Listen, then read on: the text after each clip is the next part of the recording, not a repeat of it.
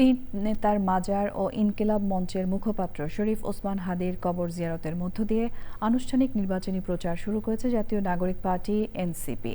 এই সময় এনসিপি নেতারা বলেন, ১৬ বছর ভোটাধিকার বঞ্চিত থাকার পর সংসদ নির্বাচন ও গণভোট দেশের জন্য ঐতিহাসিক মুহূর্ত। দেশবাসীকে গণভোটে হ্যাঁ ভোট দেওয়ার আহ্বান জানান এনসিপি নেতারা। বিস্তারিত মইনুল হাসানের রিপোর্টে। নির্বাচনী প্রচার শুরুর প্রথম দিন বেলা 11:30টায় ঢাকা বিশ্ববিদ্যালয়ে তিন নেতার মাজার, শহীদ ওসমান হাদি ও জাতীয় কবি কাজী নজরুল ইসলামের কবর জিয়ারতের মধ্য দিয়ে নির্বাচনী প্রচার শুরু করে এনসিপি।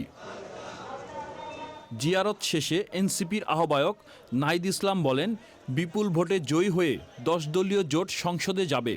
নির্বাচন কমিশন নিরপেক্ষ আচরণ করছে না বলেও অভিযোগ করেন তিনি। গণভোটে সারা বাংলাদেশের মানুষকে আমরা আহ্বান জানাচ্ছি, গণভোটে আপনারা হ্যাঁ ভোট দিন। গণভোটে হ্যাঁ এর মাধ্যমে সংস্কারের যাত্রাকে অব্যাহত রাখুন।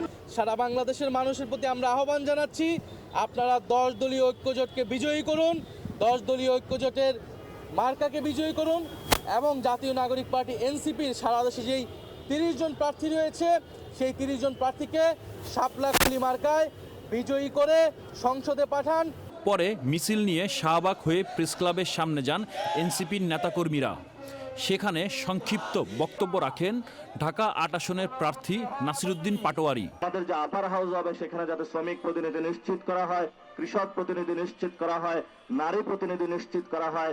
আমরা একটি সুন্দর বাংলাদেশ দেখতে চাই, যে সুন্দর বাংলাদেশের মধ্য দিয়ে আমরা ফ্যাসিবাদী ব্যবস্থার আমরা এখানে বিলোপ করে নতুন একটি রাজনৈতিক বন্দোবস্ত করতে পারবো। নির্বাচনে এনসিপি ও 10 দলীয় জোটের প্রার্থীদের জয়ী করার আহ্বান জানান বক্তারা। Moinul Hasan, channel i, Dhaka.